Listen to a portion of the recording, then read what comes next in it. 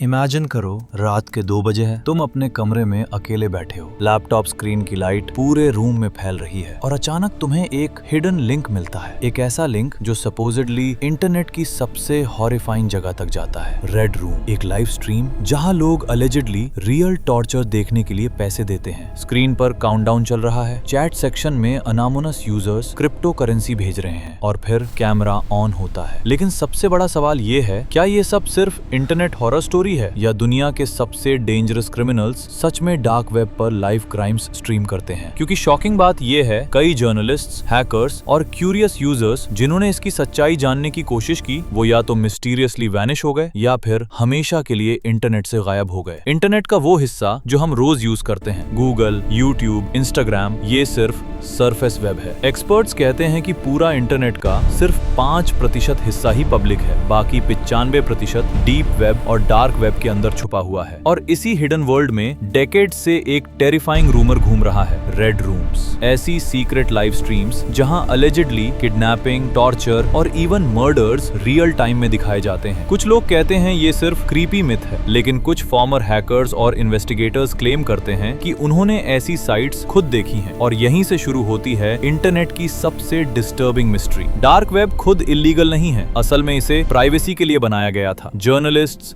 Whistle blowers, activists authoritarian government से बचने के लिए अनोनिमस नेटवर्क्स यूज करते थे। लेकिन धीरे धीरे क्रिमिनल्स ने भी इसी एनोनिमिटी का फायदा उठाना शुरू कर दिया। Drug markets, illegal weapons, stolen data, fake passports, सब कुछ डार्क वेब पर मिलने लगा और फिर इंटरनेट फोरम्स पर पहली बार रेड रूम्स का नाम सामने आया। 2000 के शुरुआती ईयर्स में अनोनिमस चैट बोर्ड्स पर स्टोरीज फैलने लगी। लोग क्लेम करते थे कि उन्होंने हिडन लाइव स्ट्रीम्स देखे हैं जहां व्यूअर्स पैसे देकर टॉर्चर मेथड्स चूज करते थे। कुछ स्टोरीज इतनी डिटेल्ड थीं कि लोगों को लगने लगा शायद ये रूमर्स नहीं, रियलिटी हैं। लेकिन प्रॉब्लम ये थी, कोई सॉलिड प्रूफ कभी सामने नहीं आया और शायद यही चीज इस मिस्ट्री को और ज्यादा टेरिफाइंग बनाती है। 2015 इंटरनेट पर अचानक एक स्ट्रेंज वेबसाइट वायरल होने लगी। उसका नाम था आइसिस रेड रूम। वेबसाइट पर ब्लैक बैकग्राउंड था, रेड टेक्स्ट चमक रहा था और एक काउंटडाउन टाइमर चल रहा था। उसमें लिखा था, जब टाइमर खत्म होगा एक लाइव एग्जीक्यूशन स्ट्रीम शुरू होगी। पूरे इंटरनेट पर पैनिक फैल गया। रेडिट, 4chan, हॉरर फोरम्स, हर जगह लोग इसी के बारे में बात कर रहे थे। कुछ यूजर्स क्लेम कर रहे थे कि ये फेक है, लेकिन कुछ कह रहे थे कि उन्होंने सिमिलर साइट्स पहले भी देखी हैं। काउंटडाउन खत्म होने का टाइम करीब आता गया। हजारों लोग सीक्रेटली वेट कर रहे थे और फिर टाइमर 0 पर पहुंचा, लेकिन स्ट्रीम कभी शुरू नहीं हुई। कुछ यूजर्स ने कहा FBI ने साइट शट डाउन कर दी। कुछ बोले ये सिर्फ प्रैंक था, लेकिन वियर्ड बात ये थी, वेबसाइट कुछ ही घंटों में पूरी तरह वैनिश हो गई। कोई ट्रेस नहीं, कोई ओनर नहीं, कुछ भी नहीं। और यहीं से क्यूरियोसिटी और फियर दोनों एक्सप्लोड हो गए। लोग खुद डार्क वेब एक्सप्लोर करने लगे। यूट्यूबर्स, एमेच्योर हैकर्स, इन्वेस्टिगेटर्स, सब इस मिस्ट्री का ट्रूथ ढूंढना चाहते थे। लेकिन कई लोगों के एक्सपीरियंसेस बेहद डिस्टर्बिंग थे। कुछ यूजर्स क्लेम करते हैं कि उन्हें हिडन चैट रूम्स मिले जहां स्ट्रेंज ऑक्शंस चल रही थी। कुछ कहते हैं उन्होंने लाइव वेबकैम्स देखे जहां मास्क्ड पीपल कैमरास के सामने बैठे थे। लेकिन हर स्टोरी का एंडिंग सेम था, कोई रियल एविडेंस नहीं, सिर्फ फियर, पैरानोया और अनआंसर्ड क्वेश्चंस। अब यहाँ सबसे इंपॉर्टेंट सवाल आता है, अगर red rooms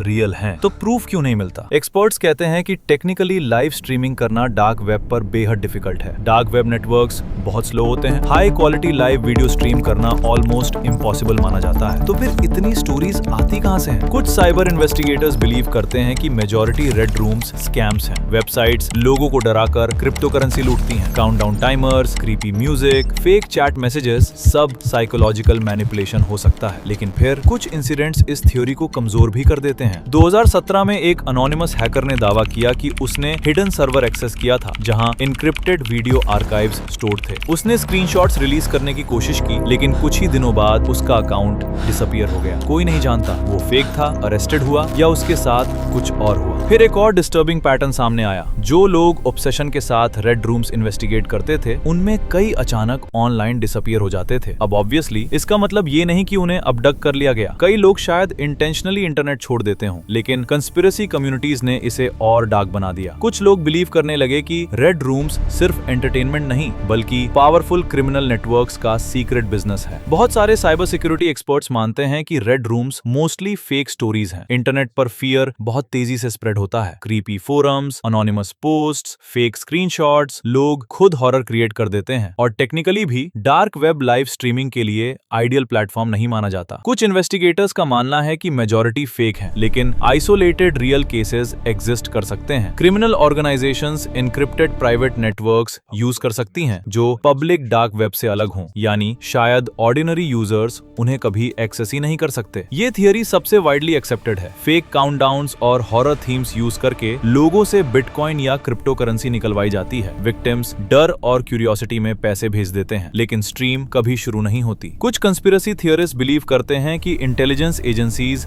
secretly dark web monitor करती हैं, और अगर कोई रियल रेड रूम एग्जिस्ट भी करे तो अथॉरिटीज उसे पब्लिक होने से पहले शट डाउन कर देती हैं। लेकिन ऑफिशियली किसी गवर्नमेंट ने कभी confirmed red room case accept नहीं किया। आज तक किसी भी रेड रूम का अनडिनाइबल प्रूफ सामने नहीं आया, ना वेरीफाइड लाइव रिकॉर्डिंग्स, ना कंफर्म्ड ऑपरेटर्स, ना ऑफिशियल क्रिमिनल केस। लेकिन शायद यही चीज इस मिस्ट्री को इतना टेरिफाइंग बनाती है। फियर हमेशा अननोन चीजों से पैदा होता है, और डार्क वेब पूरी तरह अननोन दुनिया है। एक ऐसी जगह जहां अनोनिमिटी रियलिटी और फिक्शन के बीच की लाइन मिटा देती है। शायद रेड रूम सिर्फ इंटरनेट फोकलोर है, या शायद इंटरनेट के सबसे डार्क कॉर्नर्स में सचमुच ऐसी चीजें एग्जिस्ट करती हैं जिन्हें दुनिया कभी ओपनली नहीं देख पाएगी। लेकिन अगली बार जब तुम इंटरनेट पर कोई क्रीपी हिडन लिंक देखो या कोई अनोमनस यूजर तुम्हें सीक्रेट एक्सेस ऑफर करे, तो याद रखना, इंटरनेट पर सबसे डेंजरस चीज वायरस या हैकर्स नहीं होते, बल्कि इंसानी क्यूरियोसिटी होती है। क्योंकि कुछ डोर्स ऐसे होते हैं जिन्हें खोलने के बाद इंसान कभी पहले जैसा नहीं रहता। अगर आपको इंटरनेट की सबसे dark mysteries, unsolved cases, hidden conspiracies और ऐसी डिस्टर्बिंग स्टोरीज पसंद हैं जो रातों की नींद उड़ा दें, तो अभी नॉलेज नेक्सस स्टूडियो को सब्सक्राइब कर लो, क्योंकि यहाँ हम सिर्फ स्टोरीज नहीं बताते, हम इंटरनेट हिस्ट्री और दुनिया के उन डार्क सीक्रेट्स को एक्सपोज करते हैं जिनके बारे में लोग खुलकर बात करने से भी डरते हैं। हर वीडियो के पीछे होती है डीप रिसर्च, रियल फैक्ट्स और वो सच जो शायद आपने पहले कभी नहीं सुना होगा। और ट्रस्ट मी, अगला डॉक्यूमेंट्री टॉपिक इससे भी ज्यादा शॉकिंग, डिस्टर्बिंग और अनबिलीवेबल होने वाला है। सो अभी सब्सक्राइब करो, वरना अगली मिस्ट्री मिस हो जाएगी।